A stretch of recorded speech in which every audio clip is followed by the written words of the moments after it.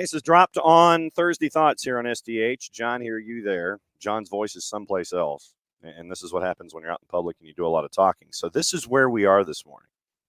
And thanks to Nick and his brother for actually having the hardware. See, you can actually tap on this thing and you can actually hear how thick the mug is. It's one of these kind of mornings. So that's it'll be interesting to see. I'm going to let a lot of folks do talking this morning other than me. Morning, Alex. And Alex, by the way, congratulations on getting some of the best hair on the planet to help out with your national team. Sebastian Becasese goes from our friends at Defensa Justicia and other places. The best one, some of the best flow and coaching. Next gig. Congratulations. So very, very cool stuff there. All right. So busy morning on a couple of different fronts. So we got guests. We got folks. And this morning, hour number 2 is hour number 2. Nino and Niko show. I sit back and let them roll. With Nino Torres at 10 o'clock, we'll find out about Sudamericana. We'll find out about everything going on, Libertadores, Sudamericana, all that. And whatever else Nino wants to talk about. At 10:30, last half hour of the show, it's our buddy Niko Moreno. And maybe Nino will sit and want to play crossover and all that stuff. So we'll see what kind of conversations Nino and Niko have. And we will do that in hour number 2. Bottom of the hour in hour number 1. It's our friends from FC Naples. And now with Matt Poland being named head coach and technical director, we'll catch up with them and we'll see what attracted him to the gig, what it's going to be like building something from scratch in USL League One, what it's been like so far building something from scratch for USL League One. We've seen the tours of all the facilities that they're going to be having down in Collier County. So very, very cool stuff there. That'll be at the bottom of the hour. We talk about our friends at FC Naples. We're going to spend most of the first half hour talking about whatever's on everybody's mind, but I do want to discuss, as Jarrett joins us here, I do want to discuss the late night revelations that came out because when the Court of Arbitration for Sport basically said, Jarrett, that, what we're going to do is we're going to go ahead and lay this out. We're going to say no, but then we'll come out with our details at a later time about Canada soccer. When that happened last night, you sit there and you go, now we know what went down. And the short version, thanks to those that are up late night, and it is a long document too. It's like 70 pages. FIFA has released the background decision of Canada's penalty. And so, Jarrett, we initially thought that there were, 2 instances of drone usage at the Olympics. And we find out now there are 3. We also have found out, according to the FIFA document that was released, that Bev Priestman had asked a staff member to spy, but they had refused.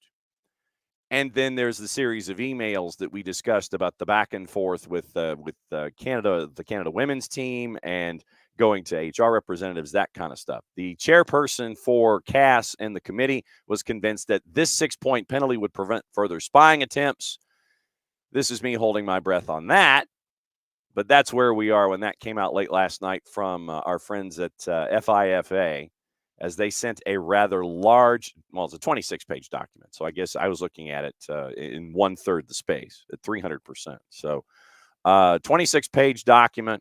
And so we now know the why. And I guess we should bring out our buddy Paul Harvey here to explain, or at least to put something of a period, not quite an exclamation point to all of this stuff. But, we now know.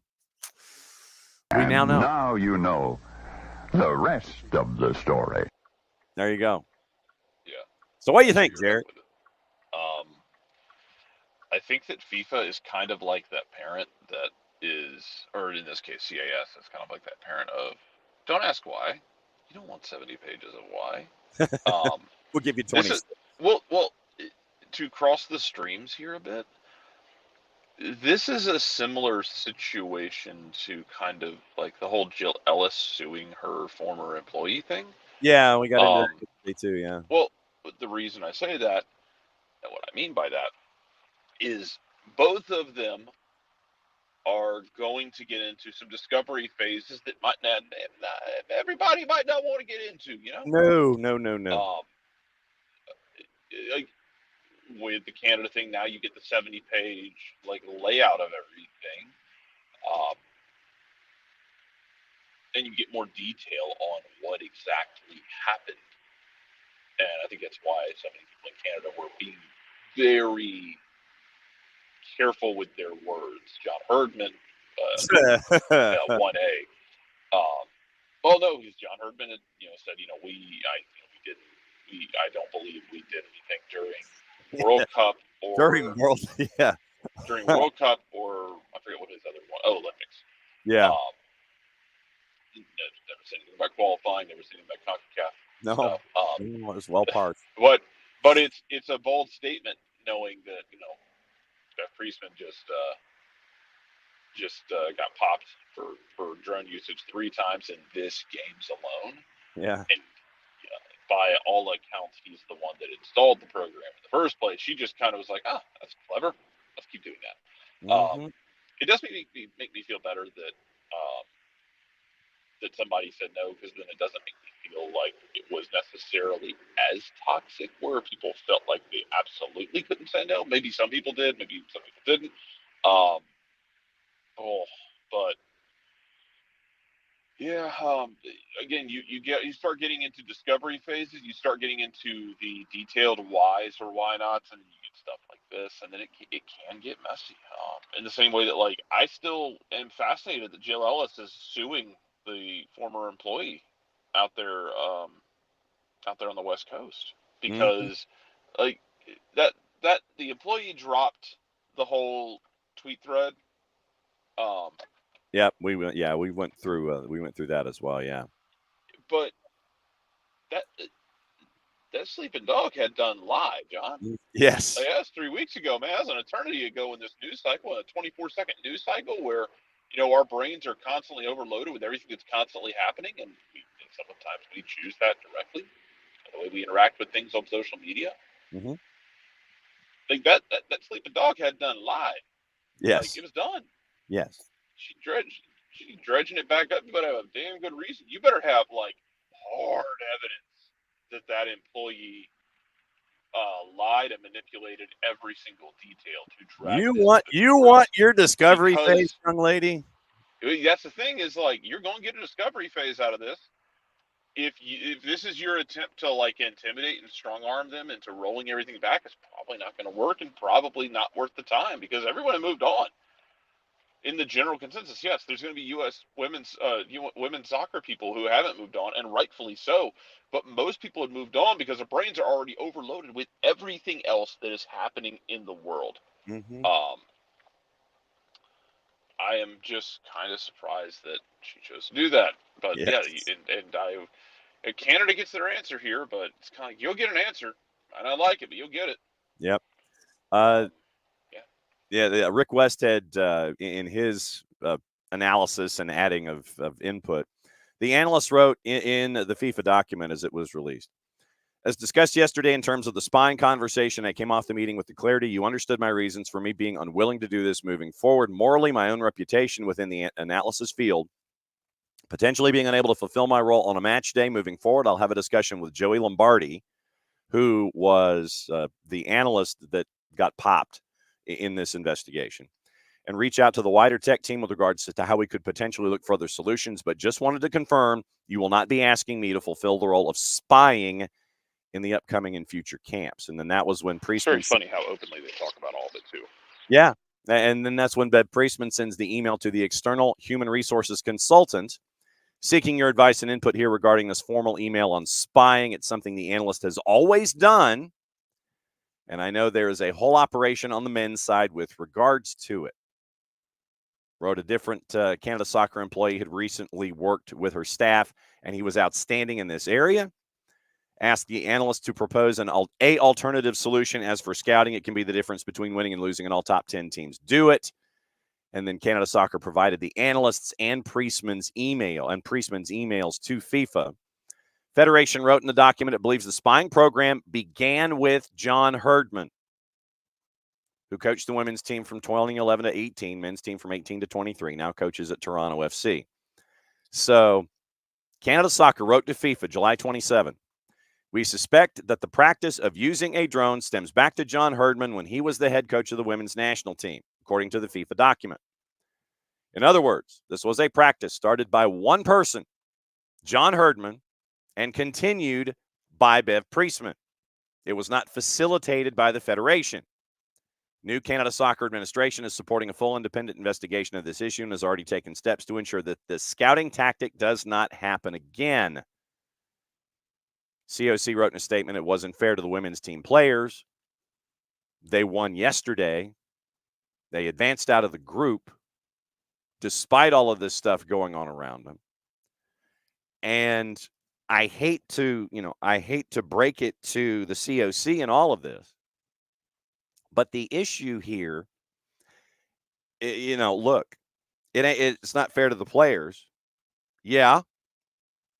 But you don't know the knock-on effects from the successes that are tied to spying, and you can't just make a singular exception and go, well, it's not fair to the players. I mean, think about everything else that has been done in the past where we have had a governing body sit there and wag their finger and give a suspension or a wiping out or what have you of wins or losses or matches or games played or what have you. Yes, you're punishing the players because it's a part of that entire system. You can't just sit there and selectively say, well, no, it's not fair to these players. We can't enforce it against this current group of players. You have no choice in this matter. You have no choice.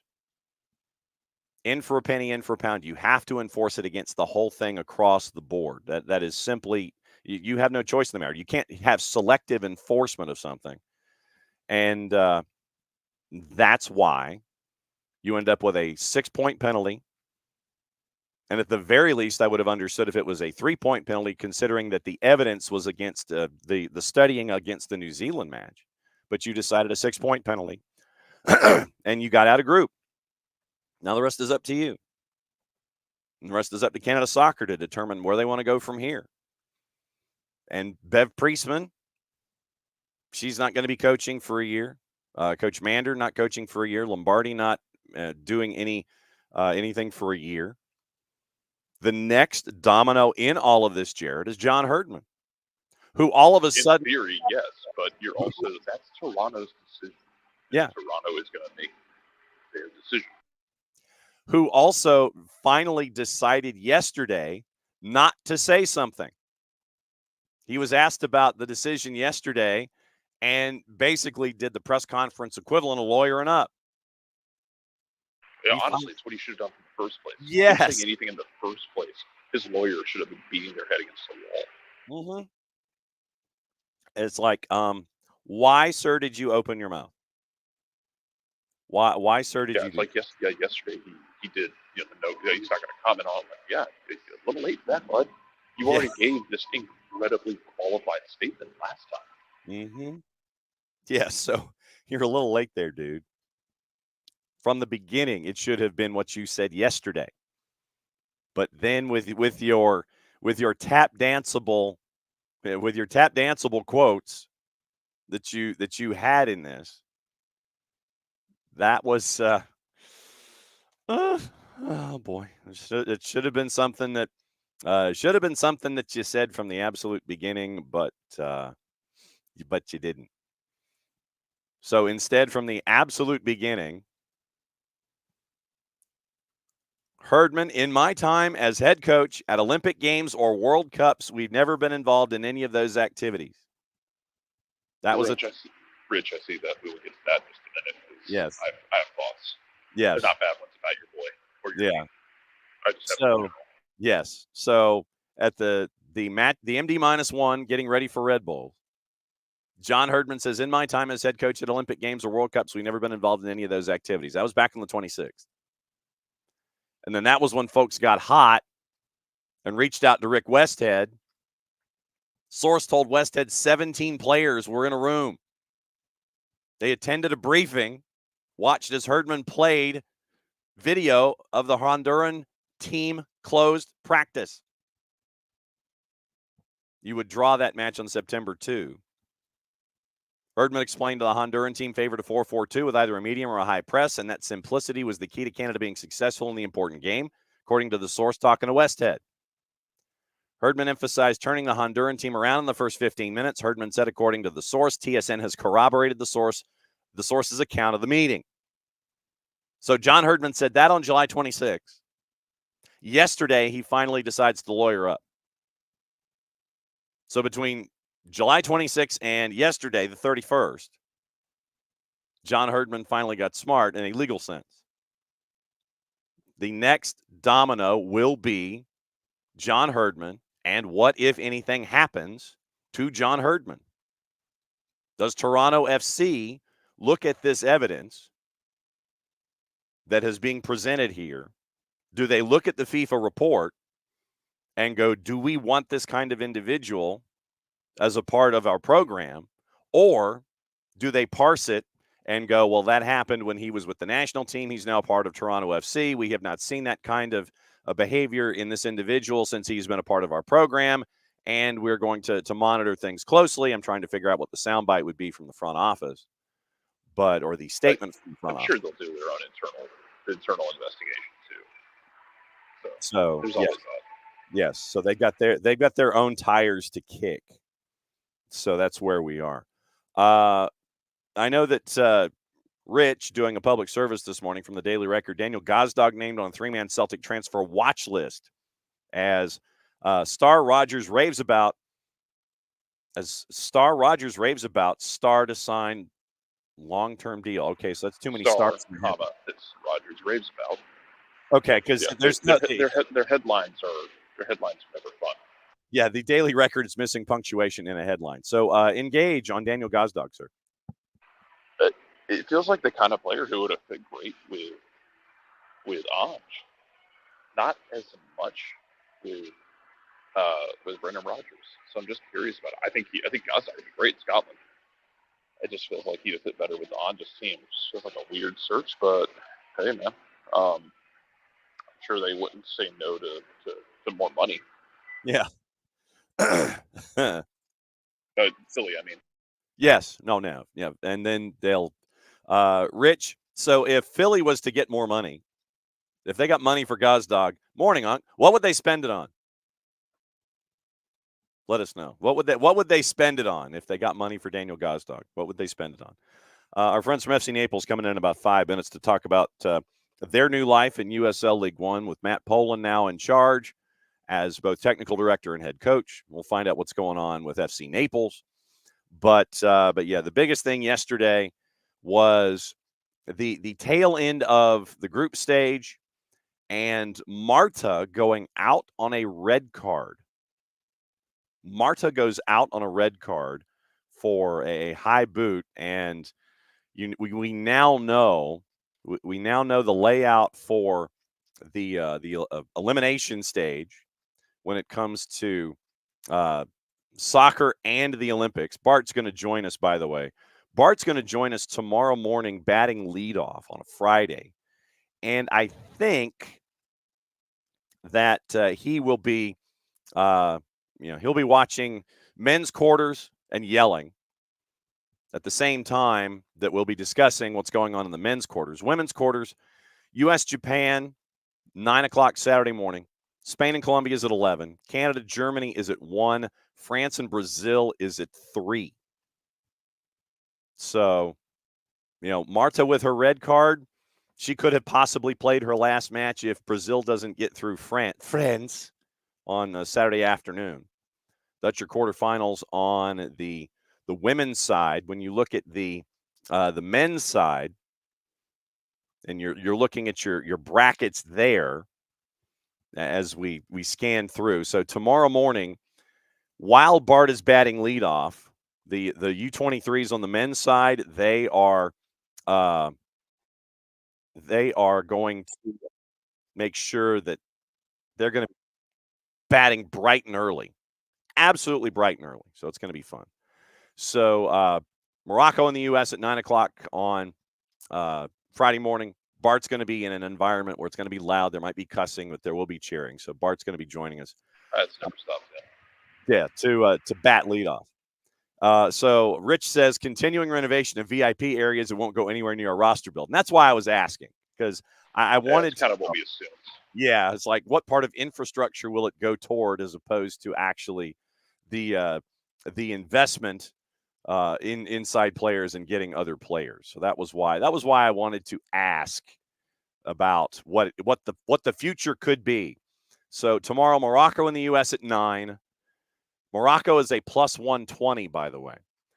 Japan and Spain at 11. Spain's a plus 110 in the juice boxes. Egypt and Paraguay is at 1. Paraguay is a plus 155. France and Argentina, when we get our Thiago Almada sighting, that is at 3 o'clock. France is a minus 110. So that's your Friday morning, and Bart will be yelling at us watching Morocco and the U.S.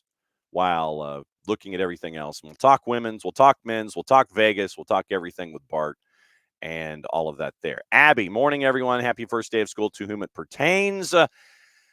Actually, here in Office HD, that happened earlier this week. We had buses on runs and everything. So it was it's been a long week. We know when you're driving, when the buses are coming through the subdivision like clockwork, like right at 7 a.m. That's when the bus hits. That's when you know you're back in school. So that's the fun part there. So, but yeah, so that's going to be the adventure that is attached to everything there. But yeah, Rich, I felt like, like regular people, school starts in September in the Northeast. See, I mean, for us of a certain vintage, it used to be a deal where you'd go to school the week before Labor Day. Get that full weekend. Then what you would do is you get Labor Day off. Then you go back for the rest of the week. Yeah, well, we got it like second week of June. And so that's the way it would be. We just start the week before Labor Day. You go that full week. You get Labor Day off. Then you go for the rest of the time, and then you're out like second week of June. Now, apparently, everyone's in school for every blanking day. And there's and this is probably good for some parents where, you don't have to spend money for summer camp anymore. It's like, okay, what do we do for 6 or 8 weeks that there is no school? Yeah, we'll go on vacation, then we'll come back and we'll do this, we'll do that, and everything will be fine. So that's what you're staring at least now with these days. But yeah, Rich is like regular folks, like it was when we were growing up. Yeah. Abby said they have stupid weeks off here in addition to starting early, but out before Memorial Day weekend. See, that's weird. Memorial Day was kind of like field day, your AP exams are done if you're in high school and you're trying to get everything all squared away. And it's just like, but yeah, it's all weird now. It's just all weird. Here you're almost in school all blanking season long. And then all of a sudden, then you wonder what you're going to do in that 6 to 8 week period when there is no school, and then you turn around and there's school again. But yeah, man, we used to have Alex is like, it took 30 minutes to drive the single straight line mile from your house to the high school. Wow. See now, Alex, do you have stoplights and stop signs and things, or is it just something where you're like, it's just this one strip and you're just stuck in traffic? That's what I mean, because if you've got the stoplight here, the stoplight here, then I could understand why it could take 30 minutes. But if it's just like one continuous line without stoplights, that's another thing. Abby says hard for the children to sleep because they went to sleep away camp up north and could only go to summer A session. Okay. See, for me, that was, literally you get to sleep late, you get to mess around, you get to do all those kinds of things. And it was all interesting and all good. Rich, Was in school all year. In college working the swim team. When he was in college working for the swim team, he was in school all year. And that's how you got things done. Okay. Have the light in the week. Same drive will take 5 minutes. And Rich was off only for like 2 weeks in July. All right. Bottom of the hour. And now the fun part. We get to find out what it's like to see how something gets built from the ground up.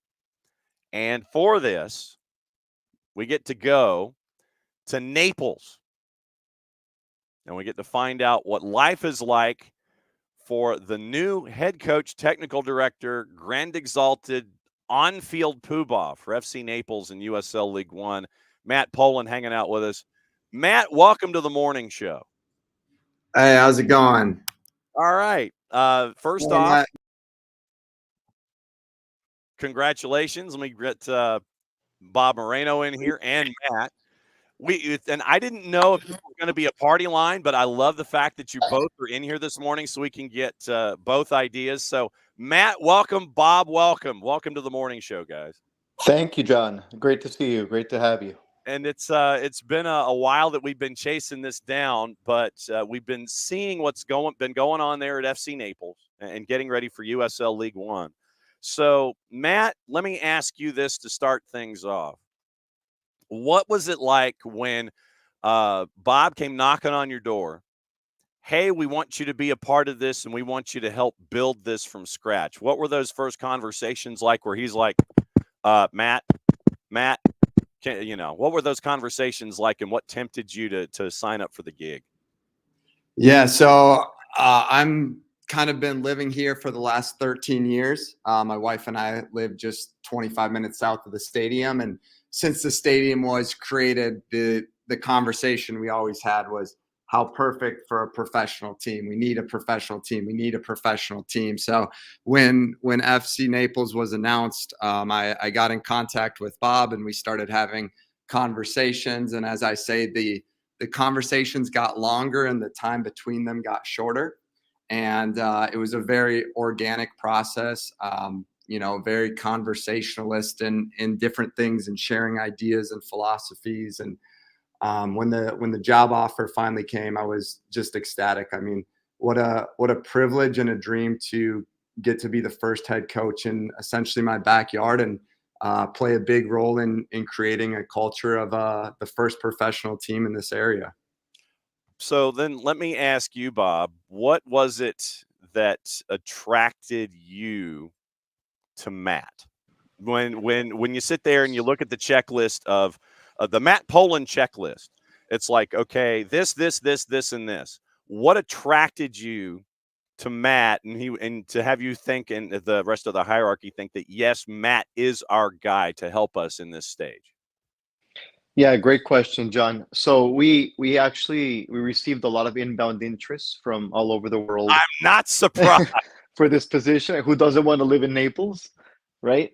We just got voted the #1 place to live in America, as you probably saw, which is amazing. So instead of basically like ramming through all the resumes and everything else, we actually made a list of what's important to us, what's important to the club, what's important to this community. And when we did that, some of the top things were somebody who's very hardworking, somebody who's ready to get down and not only work on the sporting side, but also help on the business side. Somebody who understands the power of community. Somebody understands that this club is not our club; it's the community's team, right? That's very important. As we've done that since day one, and that's something we're going to continue doing, right? Because more than a soccer team or a professional soccer team, this is something for the whole community to rally around, get together on Saturday nights, and have something in common that they can all support. So when we made that list and we looked at the different candidates, Matt just kept standing out, right? I met Matt very early on in the process, actually back in January, and in all the conversations we had, it just kept reaffirming the fact that Matt was the right guy. And then obviously on top of it being living here in Marco Island for over 15 years, I mean, that's like the cherry on top. So, Matt, let me ask you this. It's a two-part question. What do you think is going to be the easiest part of your job? And what do you think some of the bigger challenges are when it comes to this startup and USL League One and all? What's the easy part and what's the hard part? I'm going to try to get you to the middle by the time we're done. But what are the two extremes here with you in this new job? Yeah, so I think the easiest part is, hey, do you want to do preseason and play in Florida versus somewhere up north? I think that's the easiest sell is the location, and combined with that is our facilities and our stadium. Again, they were just created a couple years ago, and as you know, in lower league sports, the biggest hurdle is a stadium, and so to have such a professional stadium is obviously just a massive recruiting tool as well. In terms of the biggest challenge, the reality is every player that comes in does not know the identity of the club. Meaning, even if they're come from the most professional club in the world, they have the identity of that club. And so the biggest challenge is bringing 23 players in and having them all recognize what the crest means, what the identity means, education about the community as a whole, what we represent to the community, what our role is in the community as engagement partners and mentoring and all of that. And so everyone can come in from, with perfect intentions, but they each have their view from the previous locker room, right? There's no core that's here. We're building that core and that foundation. So that'll be probably the biggest challenge on the soccer side of it. All right. So then, Bob, what about on the business side of things? What do you think the easiest thing is coming into this process, and what's the easiest thing been so far? And what do you think some of the larger obstacles are going to be or have been as you guys get ready for your first season on the field? Business and easy are usually not two words that go hand in hand. True. As you know. I think, I mean, if I had to pick something out, I think it's just the passion of the team and the willingness to do whatever it takes to succeed, right? Because when you're doing something that you love and something that's affecting many people's lives in a positive way, it's easy to get up every morning and go to work, right? So that's the easy part. And then from a challenge perspective, everything is challenging, right? So I would say it's John, it's the amount of moving parts, right? You've got the ticket sales, you've got the sponsors, you've got the food and beverage, you have the stadium experience, you've got the relationships with the community, the relationships in the government, the relationships with the police department, right? To go on and on and on, the local academies. So it's just managing all those different sort of balls in the air, prioritizing and tackling them one by one.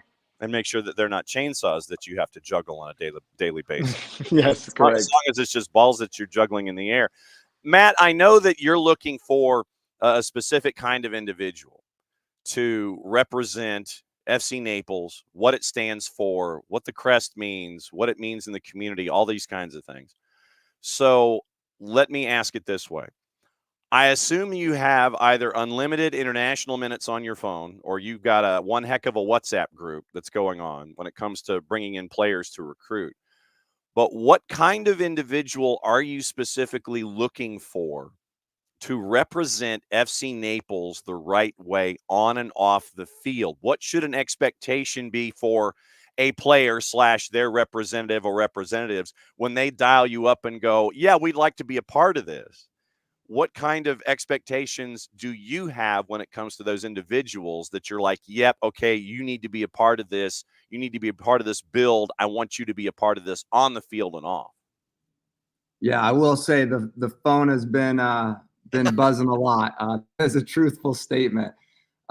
So looking at player profiles in different areas in that regard, there's a few things that stand out that we've decided to prioritize. The first is obviously you have to be a good player and all of that. Sure, you have to be able to handle the standard. But we want good people. We truly want this to be a team that impacts the community in a positive way. If we win games and no one comes to the stadium and young players don't have mentors to look up to, and in my opinion, there's a lot of failure by us. So we really want to find people that are good role models for the community. Again, this is the first professional team in our area, and so we have certain expectations we have of how these players need to interact with the community.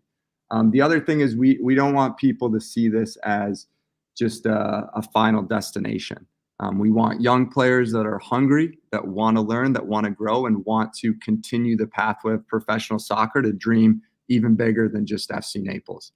And so in regards to that, we're looking for local talent. You know, I mean, what better thing than to be able to sign players from your own backyard? So we definitely want to give every local player an opportunity to showcase for us.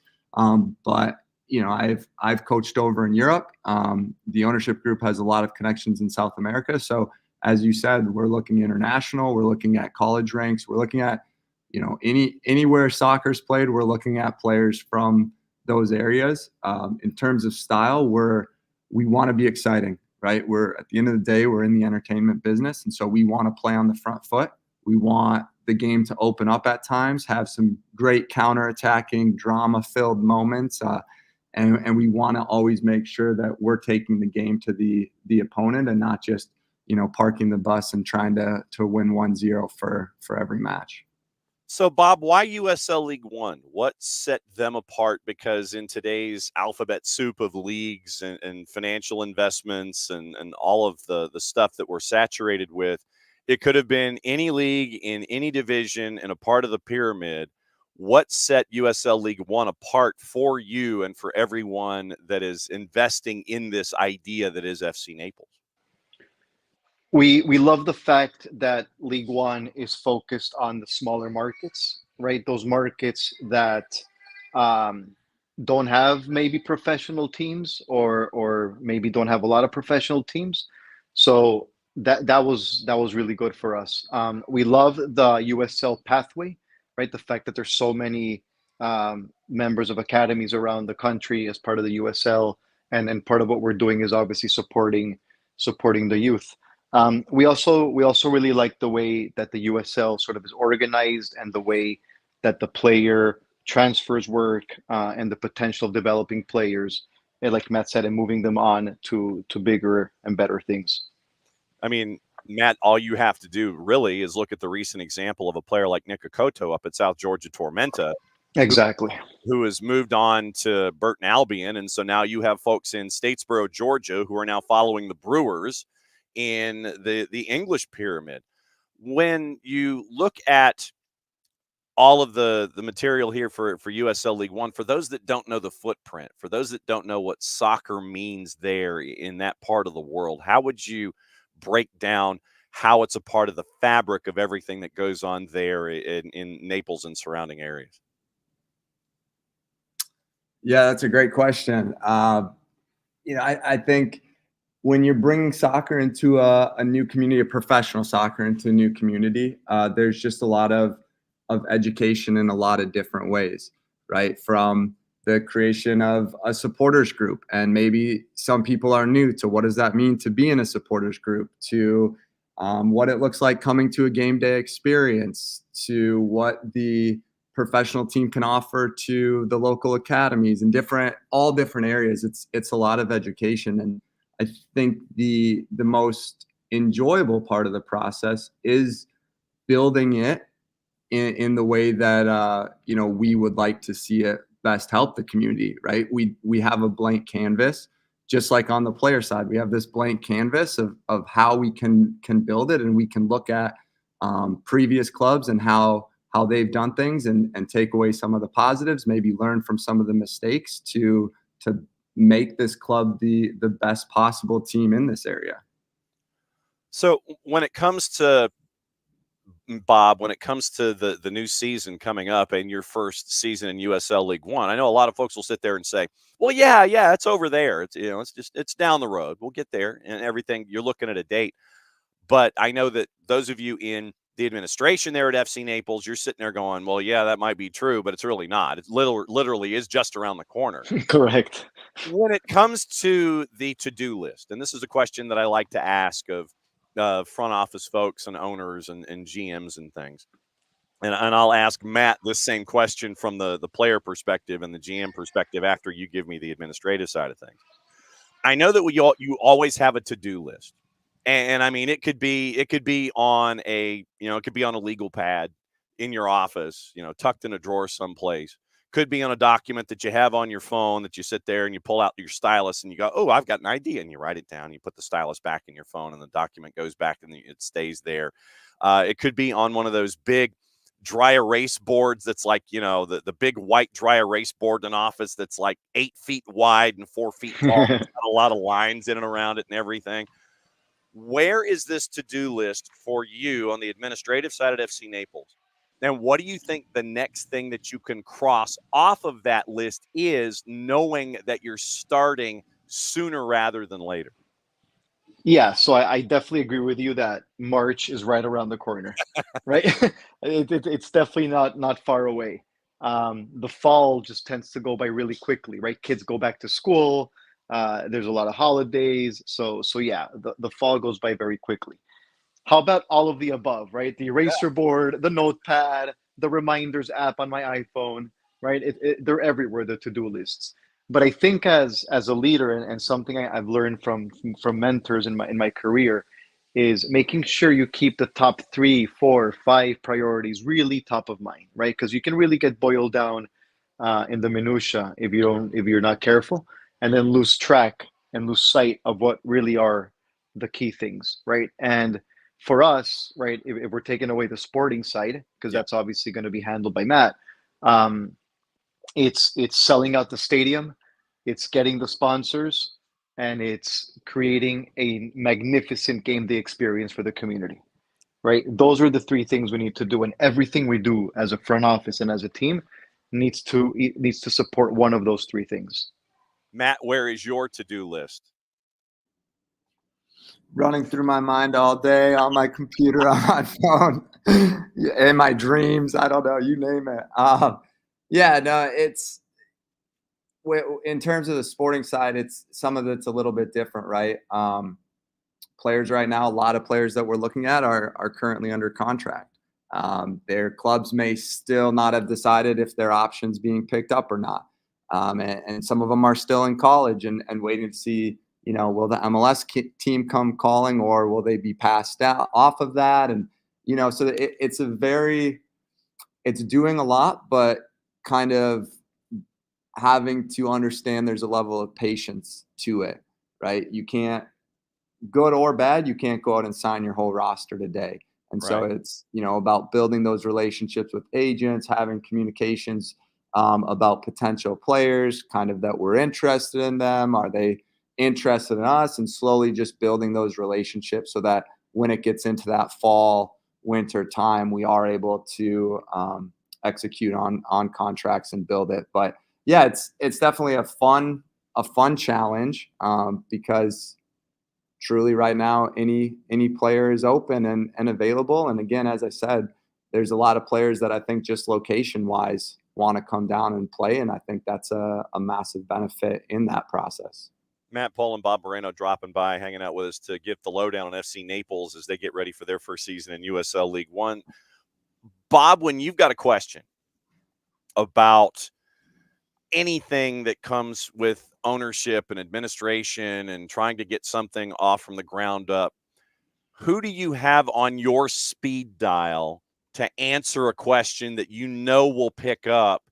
And it's like, man, 3:00 in the morning, I've got a question. I know I can call so-and-so and they'll pick up the phone. Who do you have on your speed dial to help you out in a situation like this, for where you have a blank slate, but you still have a pathway?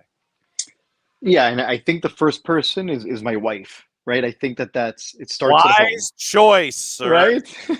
So I think when things are good at home and calm at home, it reflects on the business. So I think that's number one. I'm extremely lucky to have an amazing wife and family.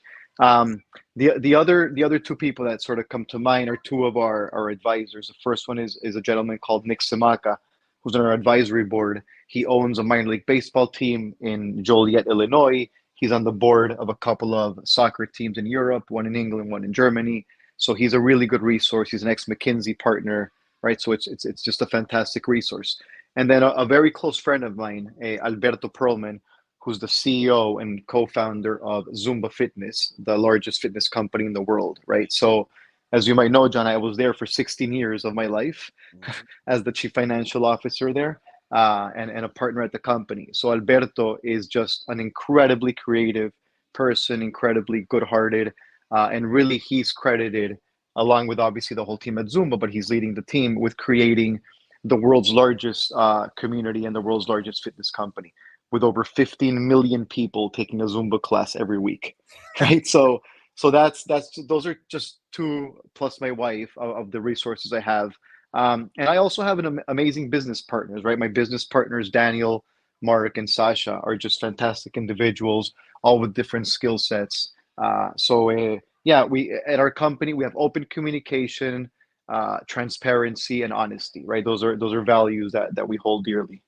All right, so Matt, who's on your speed dial? So the top three, luckily, my former boss is Peter Will, who is known for starting clubs. I think he started 10 different clubs.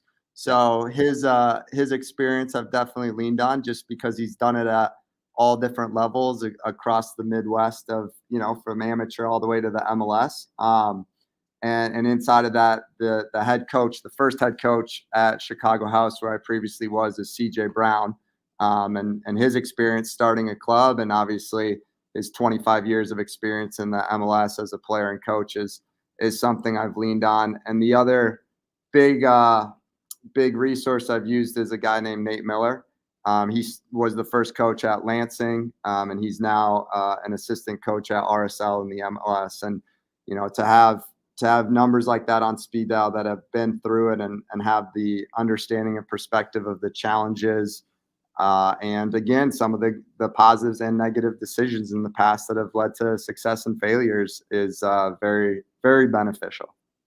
So, Bob, when you mentioned USL League One, one of the first tenets I think that attracts folks to USL League One is the regional approach that the league has when it comes to its growth. And it started out with that southeastern hub, and it has gradually expanded to where you're starting to get like a western frontier now. You're going to have Antelope Valley coming in, Santa Barbara coming in to join Central Valley and Spokane, but you've got the southeastern footprint that is there. It's a part of USL League One. So you're jumping into this, and you've got some instant rivals that are attached to this thing now too. Yeah, exactly. We obviously haven't started playing, so I can't tell you who exactly our rival is. But yes, I mean the fact that we have so many teams so close, right? D, all of the above. All of the above, right? Y'all on, man. We like shooting for the top, and there's obviously some amazing teams, right? Forward Madison, Omaha. We love the Richmond team and what they're doing at Richmond over there. So yeah, a lot of great examples. All right, Matt. When it comes to the regionality of things, you're getting the chance to see how a South Georgia Tormenta is going about things in Statesboro. It's Greenville, it's Chattanooga, it's Charlotte, and now you get to add the Florida part to all of this. If I was to call you up and sit there and say, "Hey, I want to be a part of this," other than all of the things that we've been talking about this morning, is there something that what's the ace up the sleeve when it comes to a conversation about someone who might be just kind of kicking the tires, not sure about it? How would you turn my opinion to sit there and make FC Naples my number one priority if I was interested in doing a part of something in USL League One? What's the ace up the sleeve other than the weather and the superficial things? What's the ace up your sleeve in conversation? Yeah, I mean, it kind of depends again on where the player's at, right? If they're a young player, I'll speak more towards the potential opportunities, connections we have to continue to move that player higher. If it's an older player, maybe it's more of being a part of history and laying the groundwork for hopefully years and years and years and years to come of what this identity can be. I think the ability to come in at the ground floor is such a unique experience. And what's fascinating outside of massive clubs that can just overhaul everything with hundreds of millions of dollars, outside of that, club reputations of what they are, consistently, even when the players leave, the coaches leave, everything turns over, that history and identity tends to stay the same for a reason. And so I think all the more important and yet special to have the opportunity as a player to build what that history can be. Gentlemen, it has been fun. Bob Moreno, Matt Poland, who are part of the Brain Trust building FC Naples, fcnaples.com and FC Naples on all of the social medias to see how things are being built. It's great to catch up with you guys. I'm glad that I was finally able to grab this comet by the tail that is known as FC Naples and have you guys locked in place for 25 minutes so we could find out what's going on with you guys. I can't thank you guys enough for dropping by. Obviously, if it's okay, we like to keep checking in occasionally as to see what's going on and see how things continue to grow. I can't thank you guys enough for dropping by here on the morning show. Continued success. May there be blue skies. And may the afternoon thunder showers only be for 20 minutes or so, and then the humidity goes and wanders away. I can't thank you guys enough for dropping by this morning. Bob, Matt, thanks again. Love that. Thank you, John. Thank you. I thought of one last thing real quick before I go. Go, Matt. Maybe the plan should be wait to call any player until December and then FaceTime them from the beach to try to sell them on coming here, right? There you go. Yes. Beach FaceTimes. Absolutely true. So we'll hang. So next time, Matt, do us a favor. Next time, or when we talk in like the winter, do that. Can you stand on the beach and do our interview, or can both of you stand on the beach and do the interview next time we catch up, or when we catch up in the winter? Can we do that? Would that work? Perfect. Love that. Guys, once again, looking forward to it. Thanks again. We'll catch up with you soon. Thank you, sir. Thank you. All right, Bob Moreno and Matt Poland, who are the brain trust at part of the brain trust at FC Naples. Matt is the head coach and technical director, and Bob is the CEO down there. And I can't wait to when we catch up with them in the winter before their first season, like when they're in training camp and stuff.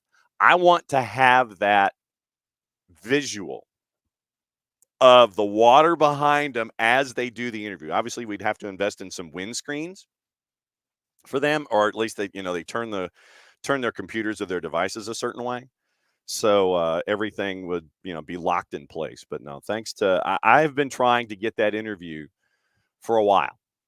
You can't get the gear, FC Naples gear. I mean, as soon as Niko Cantor started wearing it on Morning Footy, and they had the big introduction on Golasso Network about what he's a part of down there with FC Naples, you can't get the gear. You can't get the gear that you want.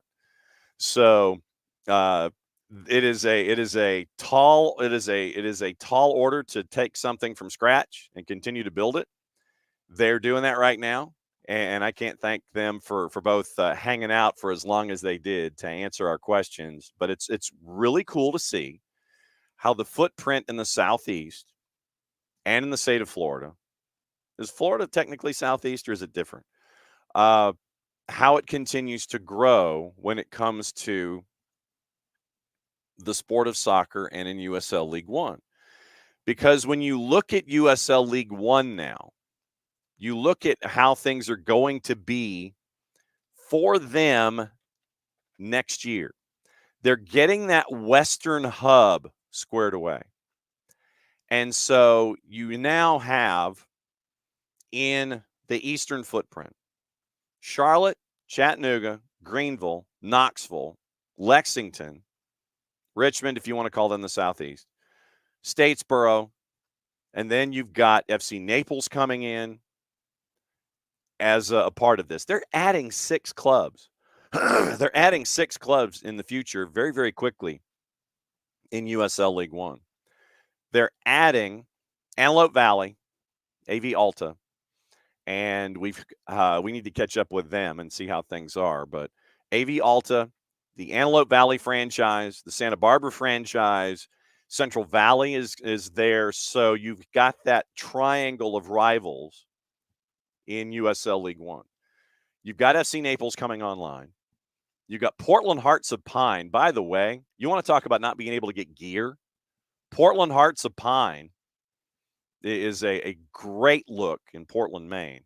Then you've got Texoma FC, which is right there in the Sherman Ada Ardmore double market in between Oklahoma City and Dallas, right there on the border. Sherman Ada Ardmore, right there. And then Westchester Soccer Club in Westchester, New York. Adding 6 clubs, getting Westchester to add to your footprint gives you that first club in the Northeast to help you build up that way. But you've got Ford Madison in the Midwest. You've got Union Omaha in the Midwest, natural rivalry there. And we mentioned everything going on with Spokane and that Western hub that's being added to. So interesting things in USL League One. They're getting to a point where they'll have 18 franchises. And I know that there's some discussions. Next time that Kaylor Hodges comes on at the end of this month, since we are now in the month of August, there's some concerns about Northern Colorado. And we'll keep an ear to the train tracks about that. But we'll see what's going on with Northern Colorado. And right now you're going to be at 18 teams in USL League One. And you're getting to the point to where you can almost have an East and a West or a North and a South. And then they can kind of stay to themselves in the geographic sense and maybe have the occasional crossover. But you're getting to the point to where you can actually have exclusive divisions where you're playing yourselves and you're not having to travel from one end of the planet to the other just to have a game. So USL League One continues their growth. 18 teams coming up in short order with the additions of Antelope Valley, Naples, Portland, Maine, Santa Barbara, Westchester, and Texoma in the Arklatex. All right, so it is 10 o'clock. It's hour number 2 here on a Thursday. And we know what that means. It is time to bring in our buddy, Nino Torres. How you doing, brother? Yellow, my friends. How you doing, man? How you doing, John? I'm pretty good. Yeah, I'm excited. I'm all pumped about these Olympics, man. It's just crazy waking up at 2 a.m. to watch my Peruvian athletes. I'm so pumped, man. I love the Olympics. And second week coming. That means track and field tomorrow. Woo, baby. Woo. It's gonna be awesome. Well, and so I wanted to let you come in and basically talk about what you want to talk about, because we're kind of in between competitions. But since you went there, let's start with the Olympics. And we discussed what happened yesterday with Canada Soccer. And FIFA came out with their 26 pages of what went wrong with the drones and the spying and everything, where the head women's coach, she got a year on the bench. The assistant got a year on the bench. The analyst got a year on the bench. You got a 6-point penalty, and you still made it through on the women's side in that group, which was crazy in and of itself. But you have a country in an uproar on a bunch of different levels. When you saw all of this stuff come to the fore about what's going on with Canada Soccer and drones and all of this, what's running through your mind? That anything is possible on these Olympics, man. You know what? After that ceremony, that opening ceremony, that still bothers me. Still, it's in my head. Still, just I can't believe that they pulled that off. It was just ridiculous. And then we have, the surfing competition 15 miles away. You got the issues with the river, with the E. coli situation on the river. The river is not suitable for not forget about athletes, for people, for human beings, man. So this is just tiny thing, man. It's just a couple of it's just so tiny that I think it's gonna make a serious impact in the competition, man. They came out with the banning situation, and I think it's just gonna move to the side, and everybody's gonna focus on the next competition, and it is what it is, man. It really is this Olympics. There's so much controversy, and not controversy. I mean, there's controversy, of course, but issues, man, issues. I mean, usually is the Olympics, which is the biggest event in sports. Usually, the countries that the host countries host cities in this case, they do their best, man. You got the best of the best, in logistics, accommodations, food. And now we got cardboard beds for the athletes because they don't want to have sex, but they can have a freaking Sodom and Gomorrah thing on the opening ceremony. But now you cannot have sex because it's, you know what? It's crazy, man. These Olympics are just so cuckoo, man. Well, I mean, with Canada, it's like they decided Canada has this apparent culture of cheating, and it goes back to using drones to shoot practice video of your opposition. It reminds me of Bielsa with the guy when he was at Leeds. Bielsa's analyst gets caught, and not drones, but like literally just like looking through the bushes, and he's looking through the bushes at practice. And the funny thing about that was, it's like Bielsa calls a press conference when he's at Leeds, and the British press is like, "Oh, Bielsa is going to retire. He's going to resign because of everything going on. Bielsa is going." And so, what does Bielsa do? Bielsa busts out a PowerPoint presentation, and I mean old school PowerPoint presentation, where he's going through the whole thing, and it's like, this is what I'm seeing with the opposition, and this is why I don't need to go and cheat, but I see analysts there anyway. Canada, apparently, in Canada soccer, has been using drones forever. And they got busted for using drones in this Olympics tournament. Not once, not twice like we thought, but according to FIFA, 3 times in the same competition in this Olympics. What? 3 times they were using drones to spy on the opposition, and they got busted. And so Canada soccer, that's why on the women's side, they had this big investigation, and they come out and it's like, okay, you can't do that. You can't do that. So the head women's coach, she's suspended for a year. She got removed from her gig, and then she got suspended for a year. Same with one of her assistants, and same with the analyst that got busted with the drone. It has been so out of control with Canada soccer, and they appealed to the Court of Arbitration for Sport, and Cass was like, nah, bruh. No, not happening. You don't do what you've done, but apparently it has been so pervasive in their culture that they've done it, and now they finally got busted to the extent they got busted.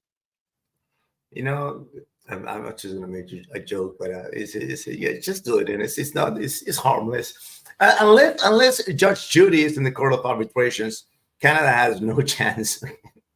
No chance. And not only there in that instance, okay, because this is just not about the Olympics, all right? It's about soccer, and the FIFA should have a big word of this, man. Big word, and I think that something more heavy sanction is going to come to Canada after the Olympics. The thing is, now FIFA doesn't want to really take over, all right, in these decisions, because it's an Olympic. This is not their competition. It's affiliated, but it's not their competition. So after the Olympics are done, watch what's coming. Something is coming, and they're not gonna let this pass just that easy, man, because they're not French. Okay. Yeah, well, and they also got fined like $300-something thousand. That's nothing, man. Well, and here's something that I thought was really disappointing. We know right now that Canada soccer, they're having financial problems. They've had them for a while. They literally had to have Jesse Marsh's gig sponsored by the MLS teams in Canada to help pay his salary, and I'm guessing the salary of his staff. So you've got that just to try to make ends meet. The government's helping them out with funding. You have the MLS. They burned through, I want to say, $10 million in a really short period of time just to try to make things mean that they can't have. They're having problems having their own friendlies scheduled because they don't have the money to help pay for those friendlies. So all of their friendlies are on the road outside the country because those are bought and paid for situations. It's like, we'll schedule a friendly with this team because they're already here. We'll come down because that stuff's already paid for.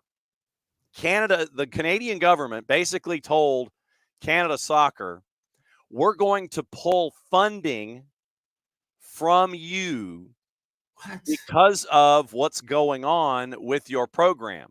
And it's because you're penalizing the players for what's going on with the coach. And the minister of sport was basically like, well, no, we're going to pull funding until you guys get things squared away. And yeah, you can't do that if you've already gotten in and you know what the issue is. It's the issue is the individual. The issue is not just ban the coach for life. Just right. ban the coach for life.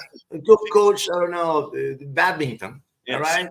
She got a year. Right now, she got a year from FIFA. So she and her assistant and the analyst that got busted for the drones, they got a year.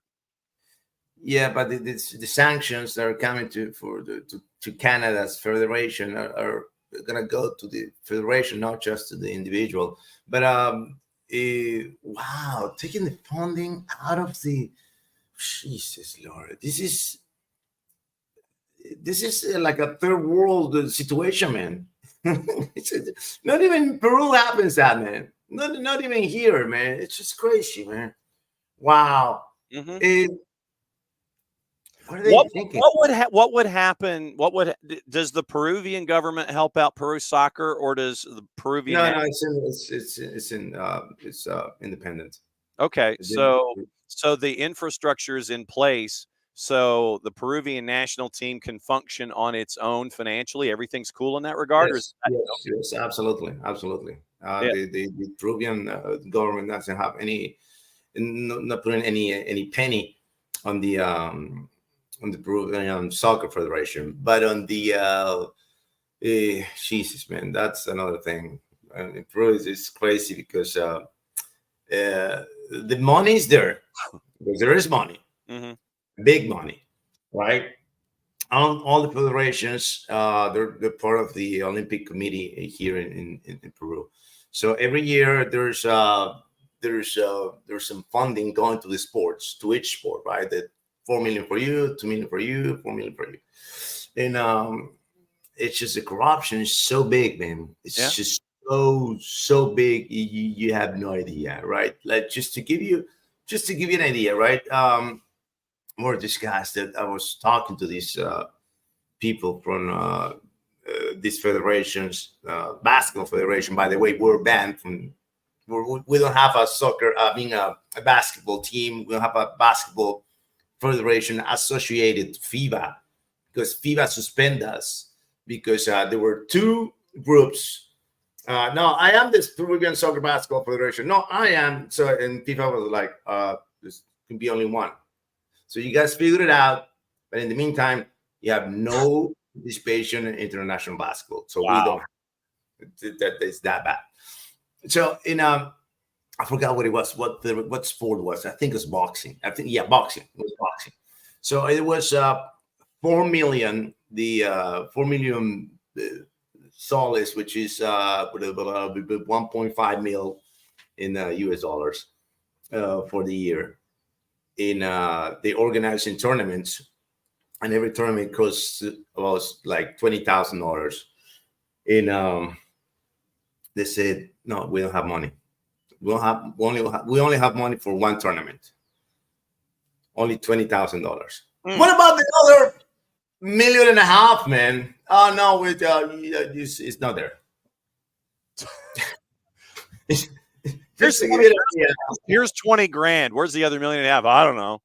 I don't know, man. Yeah, just like that. Just like that's how bad it is in terms of money in Canada. So how in the world Canada doesn't have money for the Canadian Soccer Federation? It's just no. Don't believe that. It's not something that as a nation they have really invested in. And so now that they're being successful, and now that because you have the World Cup coming in 26, you know Right. you got to step up to the plate somehow.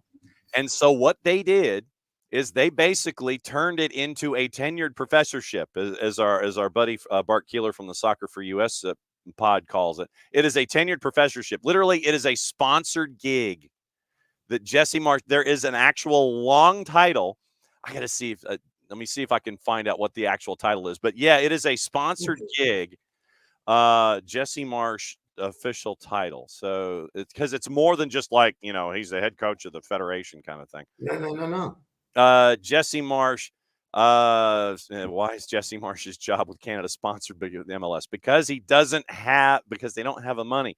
It is MLS Canada men's national team head coach Jesse Marsh. That is the title. MLS Canada men's national team head coach, because basically the franchises in Major League Soccer in Canada, Toronto, Montreal, Vancouver, they sponsored the gig. That's where Canada Soccer is financially right now on their own. And that's even with governmental assistance, that they had to go to the 3 franchises in Major League Soccer and go, can you help us out and help pay this guy's salary, and I imagine his staff salary, and I imagine the travel that he thinks he needs to go and scout players and do things, unless it's like, nope, you got to do things via Zoom. I don't know to what extent MLS Canada is helping out the budgets or helping out defray costs, but that's the way it is. MLS Canada men's national team head coach Jesse Marsh. That is how bad things are in Canada right now. It's unreal. I just don't believe it, man. I don't believe that we are actually discussing this from Canada. I mean, it's crazy. It's crazy. I've seen really unreal stuff happening in soccer, but not that. I'm gonna give you this, right? Because you asked me about the Peruvian government and the Peruvian Soccer Federation. Mm-hmm. We went in a ridiculous situation here in Peru, and what was 2000? What was that year?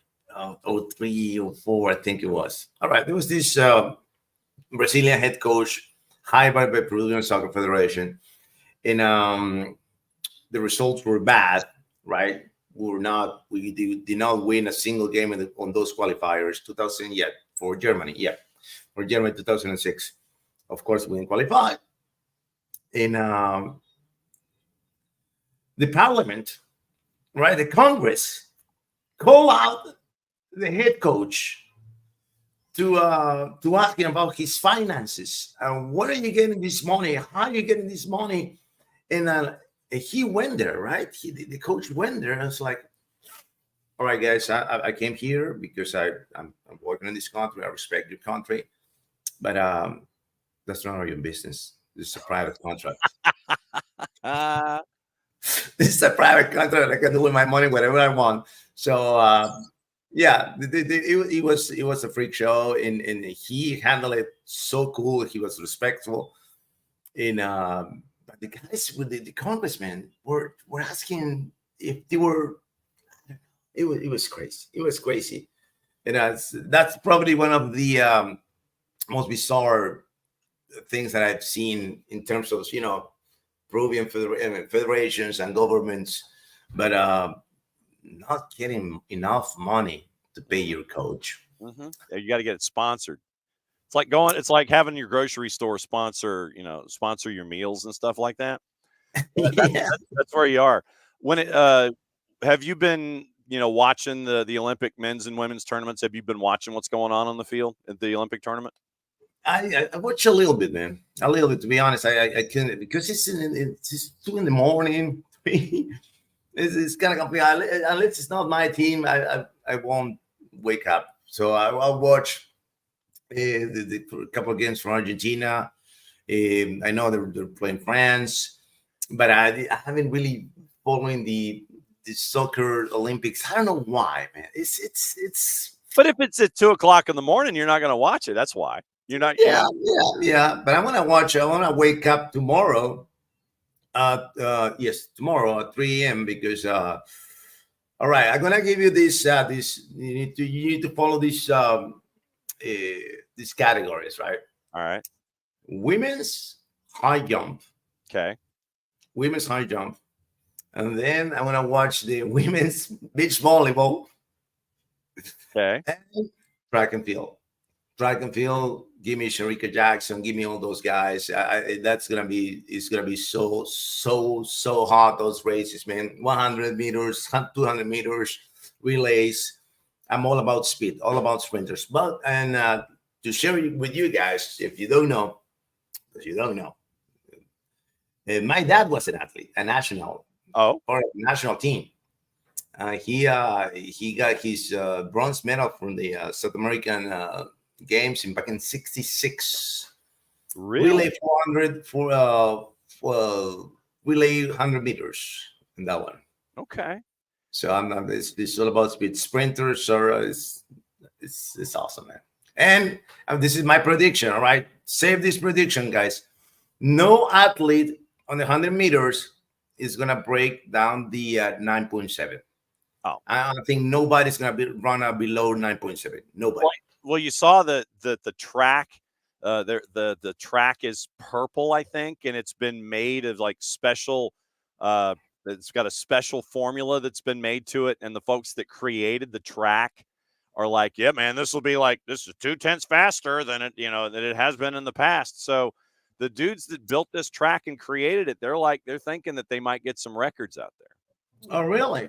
Yeah. Unless it's made of tofu or something. That track, man. What is this? No, I don't think so. I forgot the name of this. It's Nigerian on Omaniala. She says Omaniala. I think so, Omaniala. He's my candidate to win the 100 meters. I think Noah Lyles is. I know all these sprinters are all cocky, all about the show, but I don't recall Usain Bolt being cocky before the competitions. Not much talking before the competitions, right? Afterwards, yes. Oh yeah. But before, no. He speaks on the pitch, on the field, on the track. What off the field when we've done our soccer over there show on Monday nights in the past, we started and we absolutely fell in love with Becca Sese and Defensa y Justicia. Oh, we absolutely. The man has the best flow as a coach that you could ever have. I mean, that flow is there, and he's just that head of lettuce that Becca Sese has is unparalleled. Yeah. And now apparently he's plugged into the Ecuadorian national gig. Did I see that right? Yeah. That's right. It came out yesterday. I think it was yesterday or the day before. I think he's gonna be the right fit for Ecuador. I think he's gonna be the right fit. That relationship with the Spaniard, with Felix Baez, it wasn't there from the beginning, man. From the very beginning, that relationship did not click. He did not click with the players. He did not click with the federation. I think it was forced. And not forced, but because Ecuador has a commercial relationship with La Liga, right? They got lots of coaches coming in to Peruvian to the Colombian Soccer Federation, and I think that was we got this guy who work, he worked in Qatar, and all right, bring it in, but he needs to know the culture, man. He needs to know the culture. And South American players, they're not easy, man. They're not easy. I don't recall when was that. Was Queiroz, right? It was Queiroz. I think the only European coach that worked out here in South America was Oscar Gorta. Since then, I don't recall any other non-South American coach having success in CONMEBOL. Right, so I think that's what it is. It's a cultural thing in BKSS, because you do have a lot of young players on this roster of Ecuador that he has that feeling with the youngsters. You know, he has that the long hair, all that. You know, and it's a click, and I've seen that happening for BKSS. I'm telling you. What are you calling these days on Gold TV? Because I know today in Peru at 4:00 Eastern time, Cajamarca is taking on Alianza. All right. Cajamarca's favored at a -109 in the juice boxes. What are folks missing by not hearing you on Gold TV? Oh, we got a big game on Sunday, man. Got a big game on Sunday. I just actually my schedule just came up just like a couple of minutes ago. Now I'm opening it up right now. We have PSV versus Feyenoord on Sunday. The Netherlands Super Cup. And we got a Nacional Peñarol. I'm not doing the Clásico in Uruguay. I'm doing Universitario. My beloved Universitario is playing on Sunday night. And we won the Clásico. Because all you folks that you know, we won the Clásico over Alianza Lima. And we made him fire their coach, fire the technical director again for the second consecutive time. Wow. We won in the finals back in November of last year. And they fired the coach. And then we won the Clásico again this year, and they fired the coach. Two consecutive. And I haven't seen that happening before. Back-to-back Clásicos, winning and forcing the opponent to fire their coach. It's unreal. There's no, you know, there are rivalries in the MLS, right? Yeah. But I don't feel like there's in Atlanta. Who do you hate? You don't hate anybody. Oh yeah, we do. We do. You do? Yeah, Who we do. You do. hate? The purple team down in Orlando. Oh, okay. You got them. You got Nashville. You got Charlotte. They're all there, brother. Okay. All right. Oh yeah, there's some hatred there. I remember the Columbus Crew with New England Revolution. Ooh boy. Oh boy. Yeah, and now Cincinnati, they came up late. They're the youngest kids of the of the house, you know. So no doubt. Let him be. Yeah, no doubt. Do you have a Raul Ruidiaz question for Niko when he comes in after you in about 10 minutes? Man, why is he playing like that, man? He's injured now. You know, he's been injured, and he's just going into the training camps, and you know what? I think I give up on that one. I think I gave up on that, man. I think I gave up on Raul, thinking and dreaming that he's going to come, but I don't think it's going to come, man. I don't think it's going to come.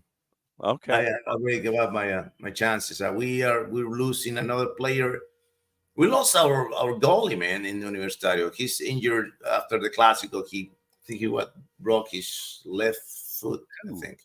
Ooh. Yeah, after that collision. So he's gonna be out for like a month or so. But the backup goalie, the kid, he's 23. He's awesome.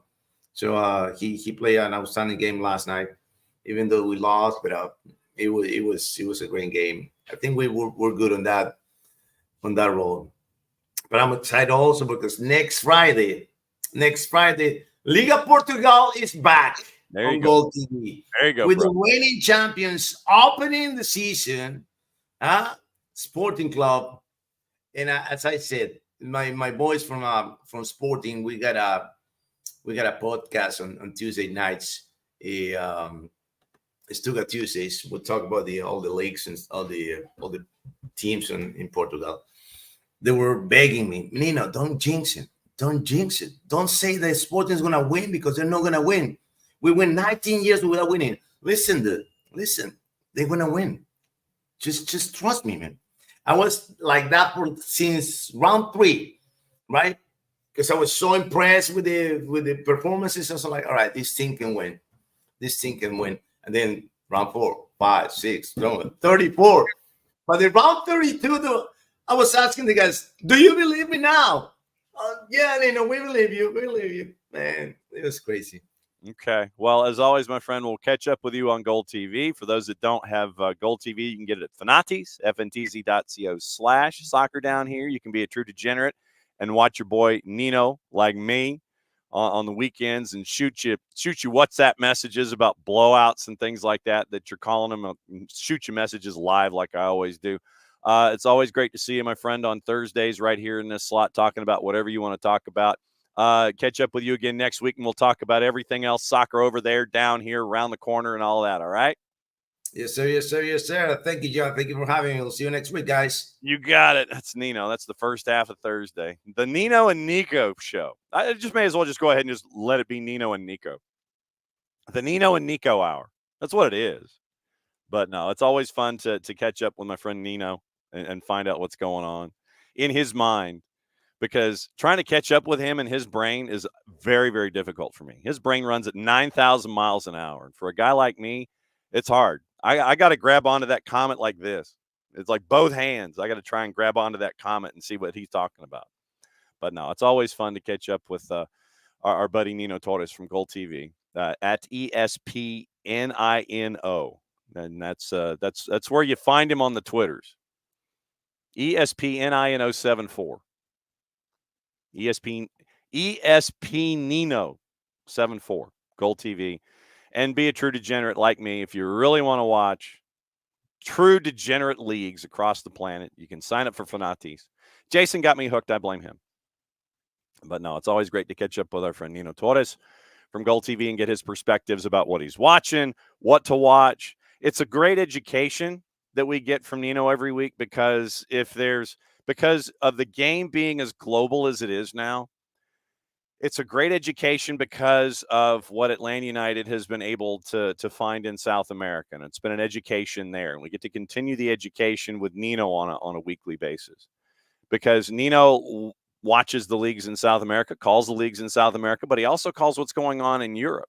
And so to get the education about what's going on in the world and who could be making their way, and, oh, I heard about this player who might be coming to Major League Soccer. What about him? You get to find out that kind of stuff from Nino on a weekly basis. And it's always a hoot to catch up with our buddy Nino and find out what's going on in his brain. Abby, in our discussion with about Canada soccer before Nino came on, Nick's hopes it catches up with Herdman somehow. It should. The way that the evidence is being presented and the way that it was presented in the FIFA document, that it started with Herdman, and that Priestman, the coach Priestman, being a disciple of Herdman, continued it. And so we'll see what happens there. Abby says, question is, for Abby, for it to have gone on as long as it has, Canada soccer should have known something. And I said, you would think. Unless there's an element of plausible deniability there, and they were not interested in knowing. It's just like, go, and we don't want to know. But we don't know that yet. Morning, Alex.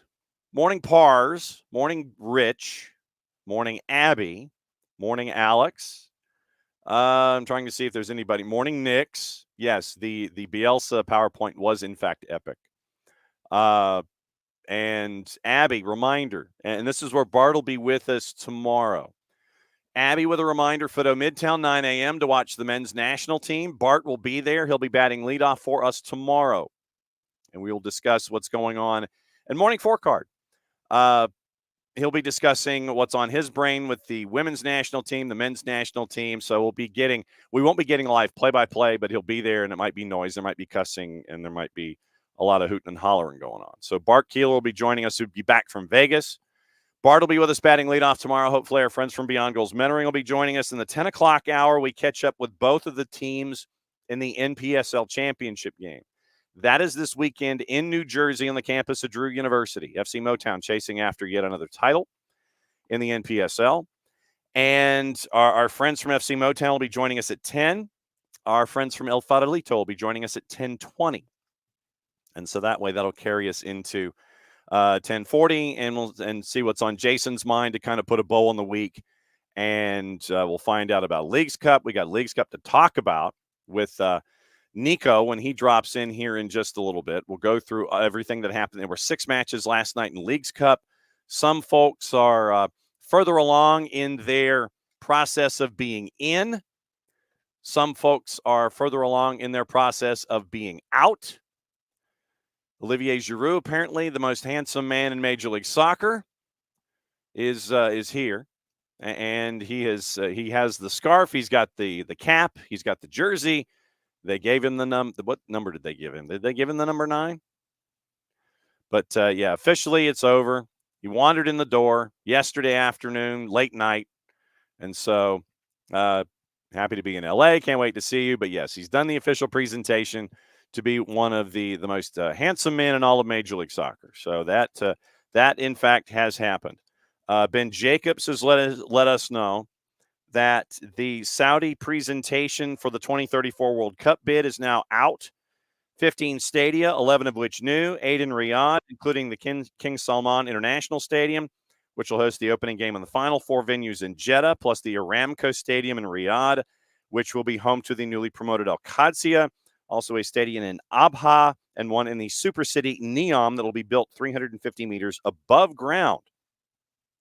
Saudi Football Federation President Yasser Al-Misahal, quote, "There is complete synergy and coordination among all government sectors to ensure the success of our bid will deliver the best edition in the history of the World Cup." So we'll see. And their video is out, and it's slightly over 2 minutes in length. And so that's where that is. That is officially official. And so last half hour of the show on a Thursday, that means one thing. It means we go to Seattle and find out what's going on with Niko Moreno, the second half of the Nino and Niko the Nino and Niko hour. Man, I feel like I need to be on my 3rd cup of coffee. Are you on number 2? That's right, baby. I'm on number 2. That's a tough one to say. You know what? The Peter Pat or whatever. It's tough. It's tough to put it all together. But yeah, excited to be here. Cup number 2. Starting to feel that second cup just now. It's been fun. It's been busy out here in the Pacific Northwest, covering a Sounders team that's beginning to give the fans something to smile about. Still not, completely over some things, but at least there is a little bit of hope here in the Pacific Northwest. And we've had a really good Leagues Cup, man. It's been fun. I mean, I know a lot of people have some notions about the Leagues Cup, but I think it's been good, man. It's been feisty, chippy. It's been some really good goals. I mean, it's been interesting. How interesting has it been for you? Because to your point, folks are either as high or as low on Leagues Cup as they are about Open Cup. They, it's like, I'm not going to that. I'm not going to that either. Yep. I don't care. I mean, so you think that Leagues Cup's gaining traction, and obviously wins will do that, huh? Yeah, I mean, you put it perfectly, right? Those who are, just believers that the only way for MLS to realize that they have to provide more of a support and market and embrace the beauty and the history of US Open Cup is to either boycott or not go or not even comment. I've been told, please don't cover it. It's people's prerogatives.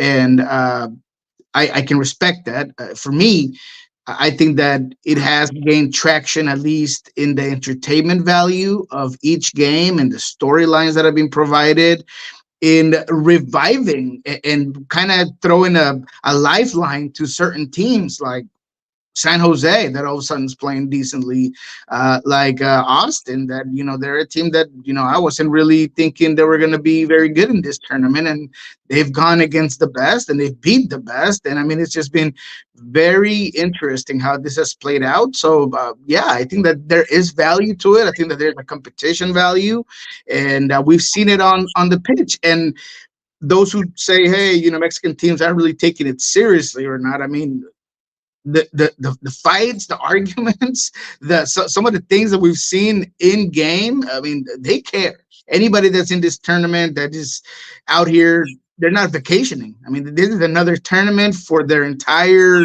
calendar year. So you best believe that they want to win. They want to come out here, and nobody wants to get, crow thrown at their face in a tournament like this one. And there's always going to be competition between Liga MX and MLS, and you see that in every single match. So I think that has been interesting. And now it's been kind of cool to see.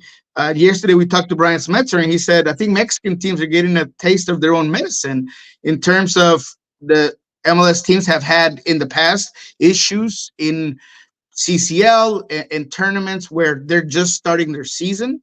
They're not in rhythm. They're just coming off preseason. Now the Mexican teams are coming in with maybe 4-5 games, maybe going into this tournament, and you've seen some of the issues that they've had. So I just think it's been cool. It's been an interesting tournament. Right now, you look at the standings, and it is a mixed bag for Liga MX. And I know that as we get into the discussion about Leagues Cup, we'll probably end up fixing Leagues Cup by the time we're done with this half hour. Atlas, they won their one match against Houston. Obviously, they're leading the group. Vancouver, Tijuana right now at the bottom after losing their first match in their group. Necaxa lost their first match, and so they've got some uphill climbing to do out west.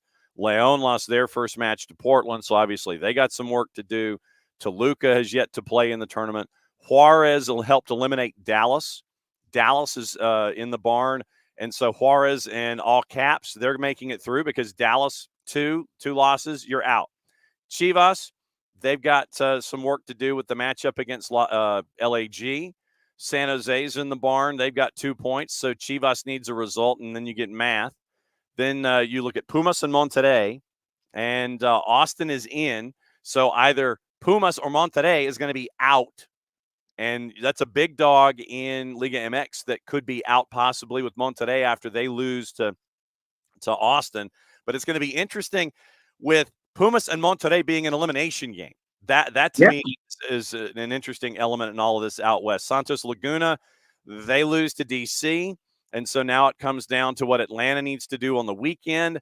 Pachuca helped eliminate New York Red Bulls. Mazatlan is in the barn at 3 points. And so New England and Nashville, if they turn that into a street fight, Mazatlan could advance. So right now it's a mixed bag. Puebla out. Cruz Azul with work to do. Atletico San Luis with a lot of work to do. Querétaro, a little less work to do. But now it's a mixed bag, I think, this time around so far. Yeah, it's definitely been a mixed bag, but the clear better teams in terms of 90 minutes and just about every game that I've watched, MLS teams have been a lot better. I mean, that DC United game last night, I mean, they ran over Santos Laguna, and I know Santos Laguna is struggling and they're not even doing well to start off their own year, and they have a whole bunch of work to do in that roster. But I mean, DC United was a lot better. I mean, it wasn't just a little bit; they were way better. I think that in the San Jose Chivas game, I thought San Jose was better, a lot better. And they, Chivas rescues and goes into penalty kicks and loses that in PKs. But that was late. That was like 89th minute. So I think, Austin, I don't know if I was watching Austin or Austin Villa. I mean, it was just so interesting the way they just decided to come out and play against Monterrey, one of the best teams in Mexico, and it just happens to go their way. They just look so good. Even the Houston Atlas game, which was one of the few Mexican teams that actually beat their MLS opposition throughout the last couple of weeks, and even that game wasn't all that good. Now Dallas, they did throw up a stinker, and they had a couple of chances. Leggett gets one in front of goal. Musa gets one in front of goal, and they can't really put it together. And they end up obviously putting themselves in a bad predicament, in a bad situation. I thought Charlotte was really good against Cruz Azul. Of course, Cruz Azul with Charlie Rodriguez and the rest of that team, they were creating some chances of opportunities. But even with the backup goalkeeper, they end up pulling this one through. And man, Bigham had a huge game. I mean, not big. It was huge. He was just so good. A couple of opportunities within the game, some saves, some spectacular saves, and then in the PK shootout, 2 saves. I mean, I just think MLS teams have been able to do a lot of things, rotating squad, uh, playing good soccer, getting the results. I mean, I think it's been a slam dunk for MLS, at least for now in this tournament. That's still got to drive Liga MX teams a bit crazy that they don't get any home games out of this whole deal. I mean, I know that it'd be kind of cool for those of us who watch it and cover it to get Liga MX teams to have, their own home matches in their home stadia, but I get the idea of, TV production and difficulties and borders and customs and all those other things that you've got to figure out. But I mean, there's got to be a point at some time where Liga MX gets home matches in all of this, isn't there? Yeah, I mean, look, attendance hasn't been incredible, and that's something that whether it's groups of fans boycotting it, or whether it's ticket prices, or the fact that some matches aren't necessarily in your season tickets, or whatever it is that's happening. I think that you saw it in Dallas. I mean, that wasn't a site of a full stadium. There's been issues with attendance. So I think that's what held back the idea of doing some games in Mexico, because obviously the money grab is here, and there is some money grab aspects to this tournament. The TV contract is here too. It is here as well. There is a whole bunch of ways that I think we can make Leagues Cup better, and some other things. Look, hear me out real quick. Me and John Rojas during Soccer Bar, we talked about the idea that there was a little bit of a sense that players in the All-Star game weren't as excited to be there as in the past, and maybe that becomes a little bit stagnant and not as cool. I was saying, why don't you take a page out of baseball All-Star game, and maybe have the MLS side, MX side play, and whoever wins that match ends up with a semifinal hosted on their end, or a final hosted on their end, or starting with the quarter games. You start kind of mix and matching where the hosting is. I don't know, but I do believe that there's been a lot of players like Iñak that have mentioned the fact that I think they don't think it's fair that there is no games played in Mexico. So I think there is an opportunity in the future that can get fixed, and it makes it more interesting, I think. I mean, growing up with Copa Libertadores, I always liked the fact that you had to go win over there, and then maybe you held up over there, you come win it at home. All those things are interesting. So I see this getting better. And again, I do like this tournament, and I am one that hopes it continues to get better, and that fans can get behind it, and that maybe there is the exact same ideology and support from MLS to maybe do something more with U.S. soccer, because the point has been made that fans are upset, and why they're upset, and I get why they're upset, and maybe ticket prices and ticketing attendance marketable. Are they as marketable as Leagues Cup? No, but I think that the fact that U.S. soccer has so much history and richness and beauty of things like playing at Starfire in a semifinal against LAFC. I mean, those are cuckoo things that I think are cool. They're interesting. So I hope that MLS can really get behind that and support both tournaments, and fans can be happy and support both tournaments. Who have you been most forward to watching in Leagues Cup? I know that there are some of us that sit there and we gravitate toward guys like Gignac. And, for those of us that watch Liga MX on a regular basis, we know what guys like Martin and Gignac can bring to the table. Who have you been most forward to watching in Leagues Cup against Major League Soccer competition? Salomon Rondon is a guy that his physicality, his experience, and he's had some issues against the the opposition. So that one's it's interesting to me because I always felt like he was a guy that at some point was flirting with MLS as well, and I thought that Red Bulls did a very good job at making him uncomfortable. He still scored, but I thought that that one was interesting. Another player that is always on my mind and that did not have a good game, and that ended up getting shocked by Austin, ends up being Berterame. He's a guy that is another guy that's further with MLS, and that I think he's a fantastic player, and it hasn't really come through. Tecatito Corona is another guy that I always keep my eye on, that I like to see him play. I think he's fun.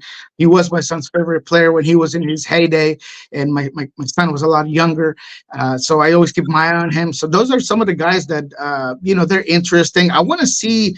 I don't know if Alexis Vega is injured or what the deal is with him, but I want to see more of Alexis Vega. He's a guy that I've always liked. I feel like he's one of the guys that for Chivas is always fun to watch. And then, of course, the MLSers. Cade Cowell, who had an awful game against San Jose. I mean, not awful game. I felt bad for him. I mean, I don't know if it was the pressure, but he just looked nervous. I mean, the first touch was bad. Opportunities in front of goal was bad. He ends up missing his PK. Brandon Vasquez, of course, another one. And so those little storylines have been interesting. When you look at Seattle, I know a lot of folks are our buddy Nino, he was kind of wondering whether or not he should ask another Rui Diaz question. But I'll ask a Rui Diaz question. How is he physically, considering what happened with the contact in a match? It looked like it really hit him hard. What's the injury update on Raul? For those who maybe didn't see it, Raul Diaz was taken out in the first game between Minnesota and Sounders in their Leagues Cup debut in a reckless tackle from Hassani Dotson. I mean, it was bad. It was jail time type of a challenge, and I was surprised that Eric Ramsey, I know that's his guy, but the fact he said he thought the ref was harsh just blew my mind. He got an extra game because of the severity of the foul. Dotson did. And Raul Diaz, in terms of physically, he was good. I mean, I said this right after the game. I had a video on my Twitter feed about him walking out off the field on his own, no support, no crutches, no need of anything. That was a good sign. I asked Brian right after the game. That was a good sign. We spoke to Brian on Tuesday, and he mentioned that Raul's going to tell you he's fine right now. He said he'll make it to Sunday's game. He's not going to make it. There's some swelling that we've seen. There's some swelling that needs to be taken care of. Brian said that MCLs are tricky, but that he doesn't expect it to be beyond 2 to 3 weeks. He's been training. He was training every day this week, off to the side, of course, doing some running, some sprinting, some ball control. So all those things are positive to say that it wasn't a severe injury. And I think Raul and the Sounders got lucky that was the case, because it was pretty ugly tackle. But I think that he's in good health. I think that obviously he's not 100%, but again, the fact that he's out there running around, doing sprints, working on his game is a sign that he'll be back hopefully in between those 3 weeks. How much Olympics have you been watching, either men's, women's, or any other squads? A lot, not all soccer though. I am a big boxing guy, so I've been watching a lot of boxing. My daughter likes gymnastics, so I've seen some gymnastics. I thought the U.S. men's national team, of course, I've been able to watch consistently, especially with Josh Atencio getting his first start. I thought that was interesting. He came in the 56 minutes. I thought he did well. We've been asking all the guys here about, how do they feel for him? They're all excited. Brian, Yamar, everybody just is more than happy to see him out there succeeding. So I think that the U.S. national team has a good chance against a very good Morocco team. That's going to really put them in, is going to give them, they're going to give them a bat, and they're going to have to play very well. So it'll be interesting how that plays out. Reason I ask is because we've been covering what's been going on with Canada pretty hard, and the cheating scandal that's going on up there. where Bev Priestman, she has now been given a year on the bench. Assistant's been given a year on the bench. FIFA came out with their 26-page analysis and evidence. The Court of Arbitration for Sport came back as Canada appealed the 6 points, the 6-point deduction leading into the women's side of the tournament. What did you think about what we've seen from Canada Soccer, where now apparently it wasn't just drones not once or twice, but 3 times? And you have Bev Priestman, the head coach, who is, trying to continue to navigate apparently a culture of cheating and spying that goes back to it has been linked to in documents back to John Herdman. And it seems to be a part of a culture up in Canada. And you wonder how much Canada Soccer knew or how much they chose to know in a situation like this. It's been a disappointing story to cover, but it's a story that we know we had to cover when it came to Canada Soccer.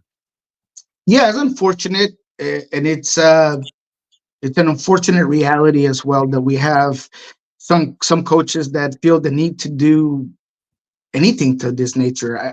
I have a hard time putting into context how much advantage something like that provides you, and if it does, is it really worth it? And are you hindering the reality of the development, the success of your own program by doing it? So it's something that, again, I have a hard time just putting into mind what pushes you to do that. I mean, do you feel that insecure about your talent, about your coaching abilities, about your strategic ability, that you maybe not watching film is not enough, and you need to go and do all of these additional things that, again, make you look like a cheater, and as someone that is willing to do absolutely the worst to get a win, but then you put this awful mark on your country and your program and everything that all of these athletes and this effort of the individual players are trying to uprise the country. So I think it's been awful. I hope that if there is an example made out of them, and that they get hit with absolutely everything to keep this away from the sport, because it's unnecessary. It's absolutely unnecessary, and it's unacceptable. It should never be part of sports doing something like that. There's just no reason for it. Well, and the John Herdman, who basically said, and this is a quote that's always going to stick with me, and I know I drive people crazy by always bringing this quote up when it comes to what John Herdman said. And Herdman literally said that, at no time during, and I love how he parsed it. I really love, and it was word salad of the highest order. It literally was word salad of the highest order, where he basically said that in my time as head coach at Olympic Games or World Cups, we've never been involved in any of those activities. He said that on Friday. So then when that came out, he had his press conference. That was the match day -1 getting ready for Red Bulls. He says that people get mad. They go to one of the biggest bulldog investigative reporters in Canada, and then they're like, no, that's not what happened. And so literally 17 players were in a briefing in a Toronto ballroom as Herdman played the video of the Honduran closed practice. Someone went to this investigative reporter and said, no, there were 17 people in a room.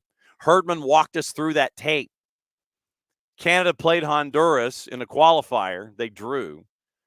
But Herdman wanted the players to watch the video that had been taken. Yeah.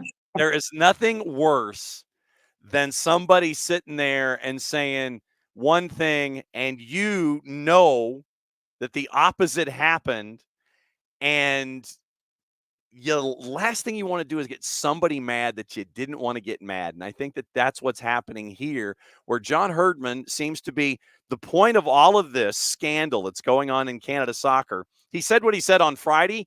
And so then yesterday, he finally clammed up. He's like, I'm going to let the investigation take its course. I can't say anything further. He finally shut up, but it was too late. Yeah. Don't put your foot in your mouth. And I mean, again, it all goes back to the initial root cause, and is your desire to win at all cost, and to lie to your players and give them unnecessary advantage over freaking Honduras. I mean, it's just beyond comprehension that you would do that with the talent that Canada has, with the golden generation that we've been talking about, that they've kind of put together. So it's just something that, for me, if that was my head coach, whether that's behind him or not, it would really make me consider a lot of things. I'm not saying they're going to get him out of Toronto, but you know what? I would not be surprised if that was to happen. I mean, it's just a bad rap sheet to have from someone sitting on your bench and having to morally speak to your players on a week-to-week basis and look at the camera knowing that you are just a liar, just in your face. I mean, your pants are on fire every time you get on the mic. I mean, it's sad. It's something that I was not expecting. And when I heard it, I had to double check. I thought maybe it was like, fake news. I don't know. And then I realized that it really did happen. Canada Soccer provided emails to FIFA as a part of the investigation. The Federation also wrote, but like I said, the Federation wrote, but how if you're the Federation, and this is probably something of a rhetorical question, how if you as the Federation did not know that this was going on? I have no idea. The Federation also wrote in the FIFA document, and we posted the link in the Twitch pitch, that it believes the spying program began with Herdman, who coached the team from 11 to 18, the women's team, then the men's team from 18 to 23, now coaches at Toronto FC. Bev Priestman, the coach that was suspended, worked as a technical assistant and an assistant coach under Herdman from 13 to 18. I'm wondering, and like I said, I don't know how Toronto FC reacts to all of this. Yeah. I don't know if they sit there and say, well, that was him with the national team, he's a different coach now. Or because he basically said what he said in the Friday press conference and then was called out in an investigative piece after the fact later that afternoon, and sources told investigative reporter, no, 17 players were in a room and Herdman was the one working us through this video. How does John Herdman stay employed? That is my larger question in all of this. Yeah, I think they would have to play a blind eye. They'd have to really overlook it, and I think. Does Toronto FC basically sit there and say, "Well, that was him. That was him then," even though he said on Friday what he said? Yeah, what he said a week ago was that, and he parsed it. Does Toronto FC sit there and take what he said on Friday, then was exposed for not being accurate in his statement? Do they parse that and sit there and say, well, he didn't say this, and keep him employed? How does Toronto FC work this forward, man? I think that you're right. They would have to, in one way or another, just completely not care. I mean, we've been talking about Herdman's ability to at least get the Italians going, and his relationship with Bernadeschi and Insigne, and Toronto's not doing great, but at the end of the day, at least as a core group, they've done something. So if management and ownership decides that that's more important than just ethics and, just an outlook to your coach, then they literally would have to sit there and say, we're okay with this liar running our team.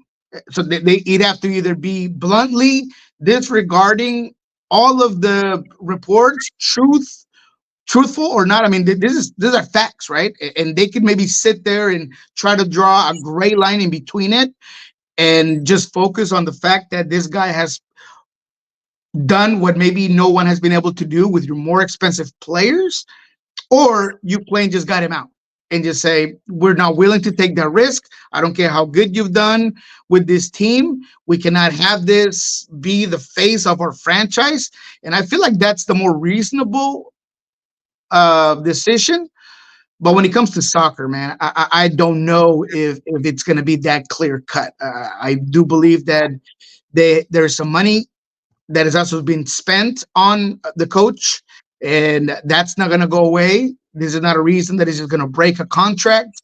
So, knowing Toronto and the struggles that they've had over the last 5 years, I could see where they might turn a blind eye and decide that whether this is a PR nightmare, they're going to hold on to it. So I would not be surprised if they would keep him, but I think that the obvious decision here is kicking him to the curb.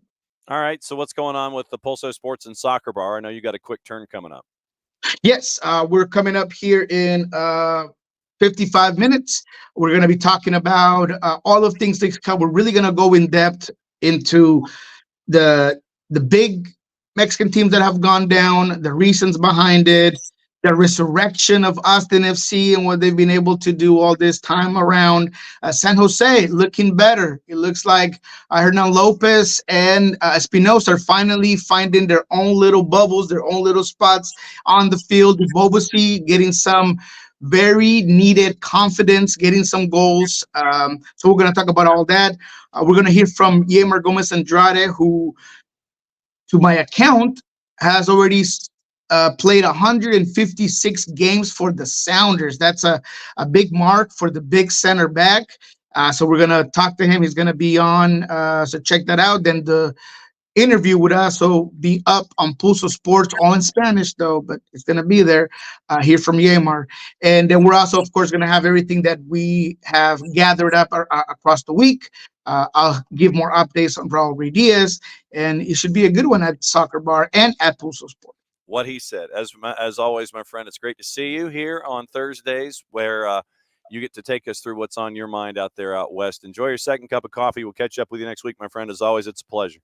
Thank you, boss. We'll see you next week. That is Niko Moreno, and he's going to go finish his second cup of coffee and get ready for stuff coming up top of the hour. And don't forget to follow Niko and Nino at El Rolo and W on the Twitters, at Sports Pulso, and at the Soccer Bar on the 280 character app. All right, gossip, rumor, and innuendo before we get out of here, plus what to watch, where to watch it, and all that kind of stuff. So gossip on the table, and it's a little bit all over the place.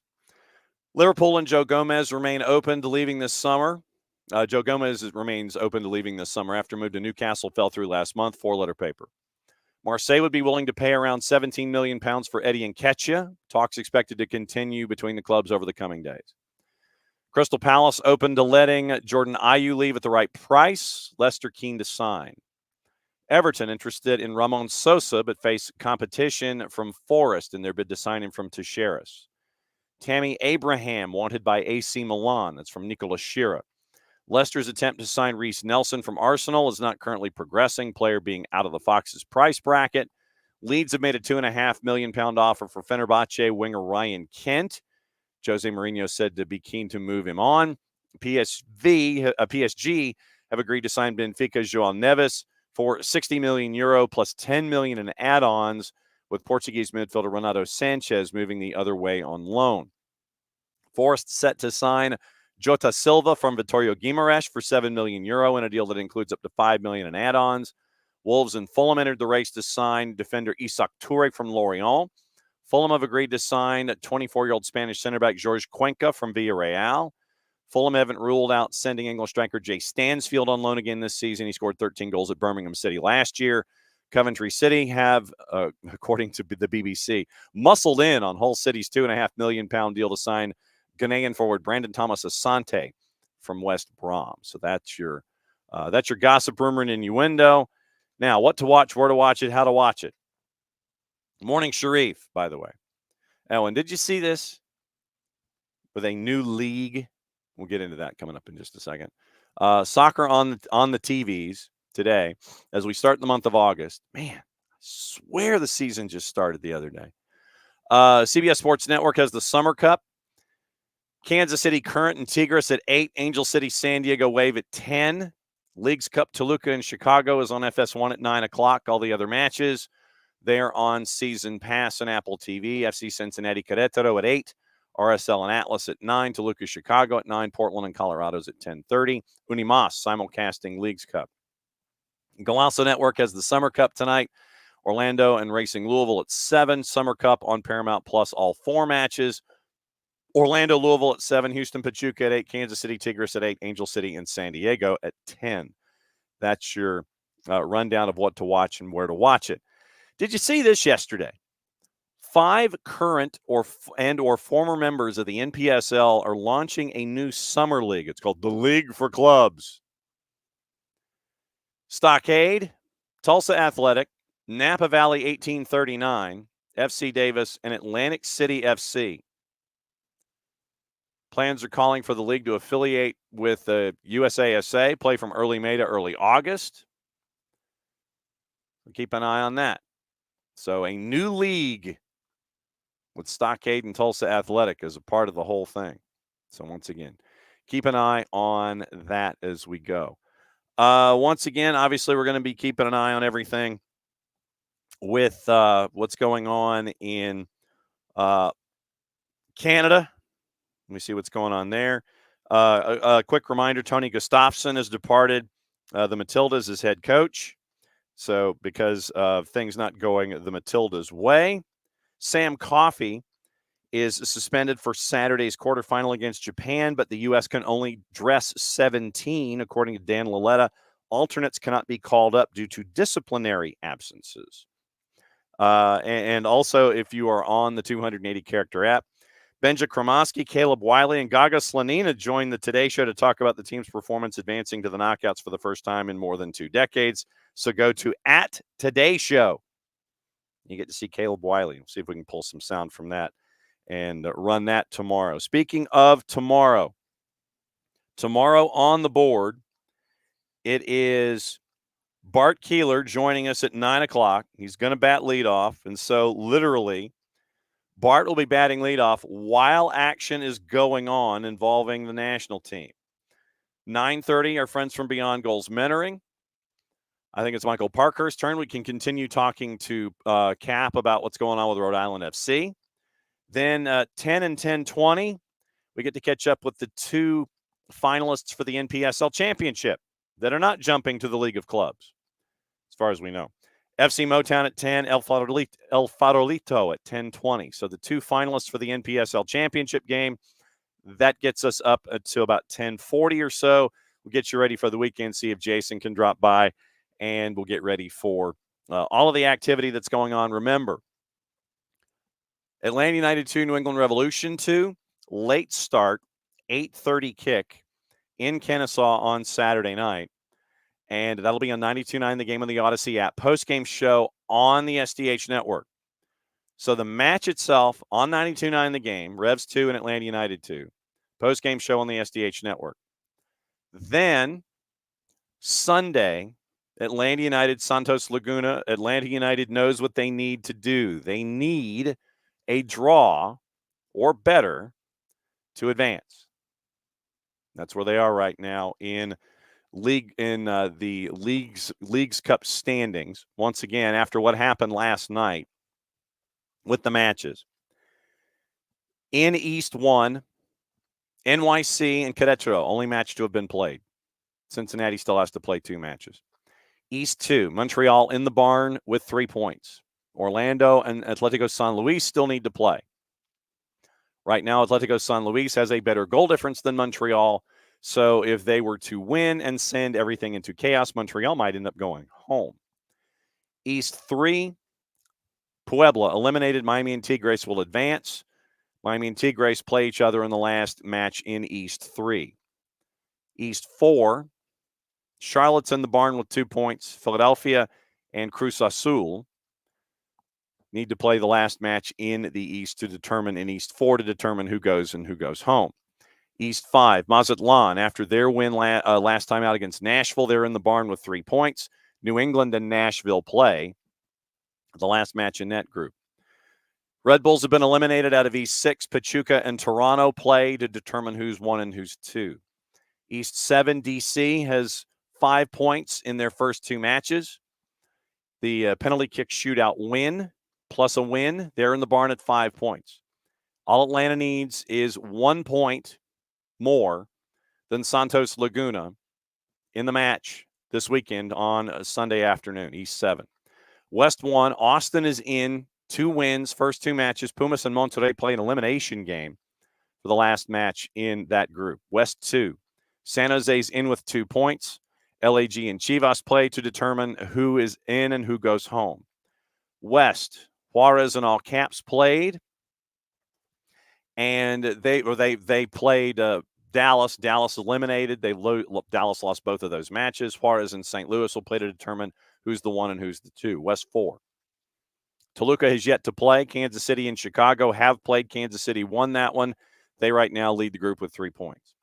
West 5, Colorado has not played a match yet. Portland beat Leon. Portland's right now in the lead with 3 points. West 6, Minnesota in the barn with 3 points. Seattle and Necaxa play to determine who's in and who goes home.